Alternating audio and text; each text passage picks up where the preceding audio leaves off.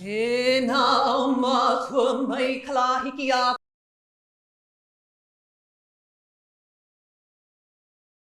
kala kau mai ka hopui a ka halawai. Nā ma kua ia kahina alo ia ka kau I kalani. O ki ha I kalani, ue I kalani, nulu I kalani, ka holo I kalani. Ea nā pula pula o ko o AHAverim. E malama o ko ia mako. E ulu I kalani, e ulu I ka honua, e ulu I ka pai aina o Hawaiʻi. E ho mai ka ike, e ho mai ka ikaika, e ho mai ke apa mai, e ho mai ka maupapa pono, e ho mai ka ike pāpalu, e ho mai ka mana. Baruch atah Adonai, Eloheinu melech haolam, shehechianu, v'kiyamanu, v'hikianu lazman hazeh. My name is Rebecca Maria Goldschmidt. I'm an artist and I am part of the AHAverim team along with Adam and Imani. And we are here today at the Queen Liliuokalani Botanical Gardens and we're going to be doing a stream cleanup. So yeah, excited to be here today. So AHAverim is a research project fundamentally. We were funded as a research project to really explore the intersections between Native Hawaiian identity, culture, and Jewish identity and culture. And also to just bring folks together to explore deeper understanding of one another's backgrounds, one another's values, see if there's common overlap and or see where there's some disconnect and how we can build bridges and really build actual solidarity, especially for those of us that are Jewish and not Kānaka living here in Hawaii. AHAverim is a research project funded by the Jews of Color Initiative. On our team are Imani Altemus Williams, Rebecca Maria Goldschmidt, and myself, Adam Kāvrim Camp. Representing the Matsunaga Institute is our moderator for these webinars, Dr. Maya Sutaro. Mahalo everyone for your participation and to our viewers. What are ways that we can build increased intersectionality and hold space and nourish that deep listening between Kānaka Maoli and Jewish people of color in a better, more powerful or more productive way?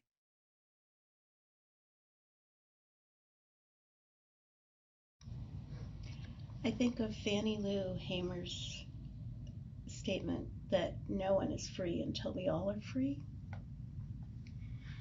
And I think that that's profound. It's not trite. It's not lip service. It's deep truth.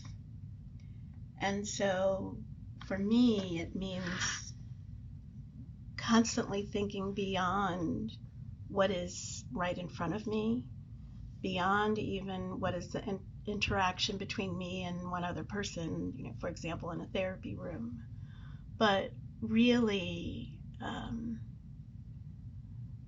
what does collective liberation really mean? Really, intersectionality, when myself, for example, have moved to this place of Hawaii, myself with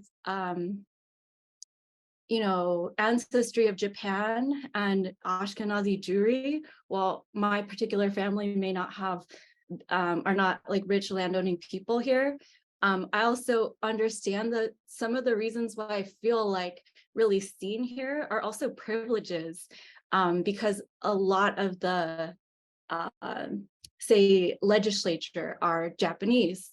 And I just want to bring that in as something to work with, to understand and highlight how, privilege can shift, and to make an effort to understand or make an effort to really engage with the community that you're in. I got to practice a little bit, something that Hananike Chas said, like sitting in discomfort, right? Looking at your relative position, you know, in this very special place, looking at your own family's history and you know, what you're either contributing or taking away, right, from a very difficult situation, as well as, I guess, realizing that, you know, the Jewish community in Hawaii is also that much bigger. So, yeah. I show up here in this sacred land knowing that I am humbly a guest and an uninvited guest at that. And so I try to walk with a lot of care. And the biggest surprise takeaway for me today was that I do have something to offer here, and that it is welcomed in a way that I didn't feel deserving of. And I felt held and understood, and it gave me a lot of gratitude for the ʻaina. What I'm personally hoping for is that this starts an ongoing conversation between Kānaka Maoli and the Jewish community in Hawaii. And one of the things that I took away from the conference was brought up by Ezra, who was a participant. And he was saying that we don't really need to come together because we have always been together. We just need to understand that. We just need to, you know, figure out better ways of being there for each other. And I loved that idea, and I hope that this ʻaha would be able to facilitate those types of conversations. And when we have spaces to have the hard conversations about anti-Blackness in our own communities, about anti-Semitism in our own communities, how do we have those hard conversations if we're not willing to really dig deeply and share spaces like these? So I do believe that the personal storytelling is where the healing happens. I think that I didn't really know what to expect from an experience like this. I think that I went in a little bit worried because I knew that I had the things that were on my mind and everyone else would have their things that were on their mind and what they were bringing into the room. And I wasn't sure how that would play out. So I think my biggest takeaway is that it's possible to just walk into a room with a bunch of people and walk out with a shared understanding, not of everything, not necessarily of like a plan to fix the world or to fix all the issues, but with an understanding of what we share and what we could share in the future. And that's really powerful. It feels like I came away with tools that I didn't have before and knowing people I didn't know before. The biggest lesson of today is to be better upon my own self, within the community as a whole, and to have more aloha for the peoples who have different opinions about certain situations, but gradually keep it kapu aloha. And I think being an ally means not having to make people relive their trauma, to believe them and support them. A lot of connections that we made between Hawaiian and Jewish communities, connections regarding genealogy, olelo, shared histories of trauma and oppression under white supremacy, but also a sense of desire for justice.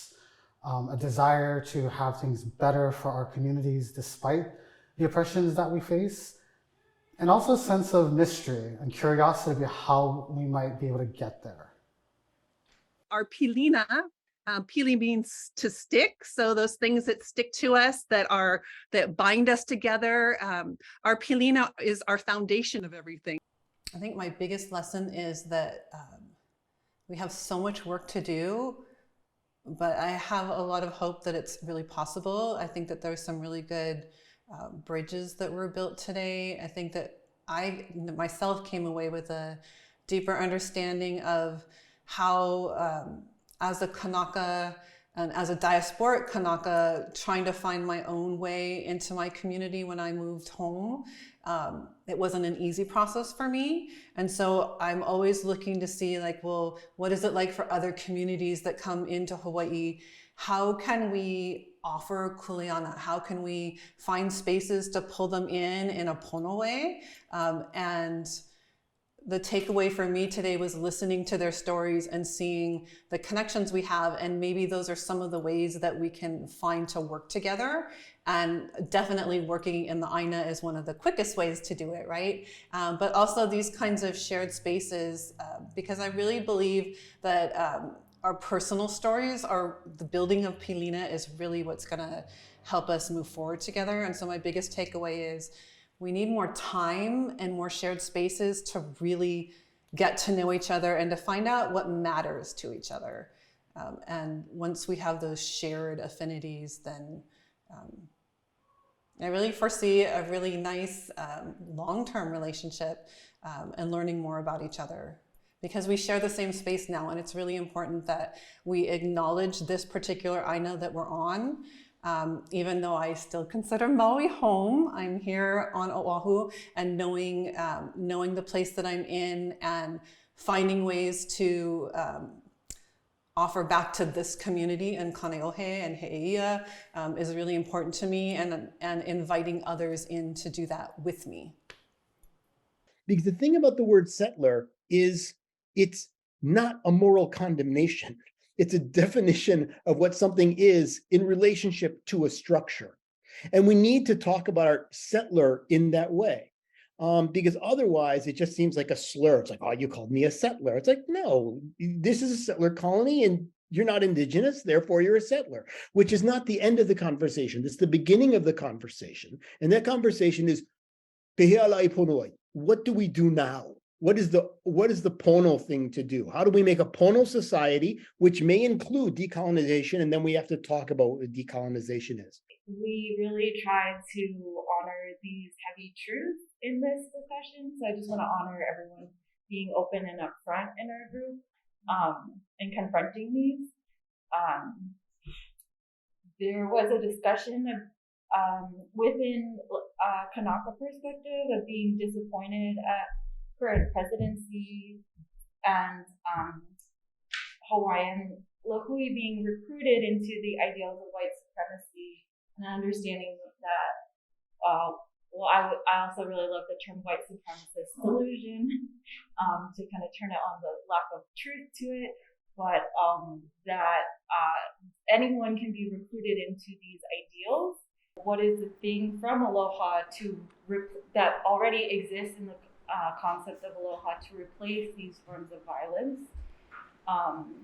That as the Lahui, that Kānaka talking amongst themselves, where do these ideas of these isms come from, and what are we going to do about it?